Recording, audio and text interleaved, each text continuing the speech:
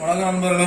இன்னைக்கு நம்ம அடுத்தது ஒரு 60 வோல்ட் 30Ah அதுக்கு செல்லு பார்த்தீங்கன்னா 3.7 வோல்ட் 32140, அதாவது 15Ah செல்லு வாங்கியிருக்கோம்.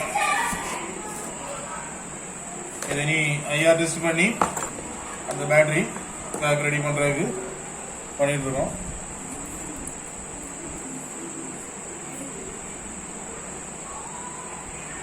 ஐஆர் டெஸ்ட் பார்த்தீங்கன்னா 3.2 வோல்ட் 1.976 மில்லியாம்ஸ். நல்லா இருக்கு செல்லு. பேட்டரி பேக் ரெடி பண்ணிட்டு நான் போடுறேன்.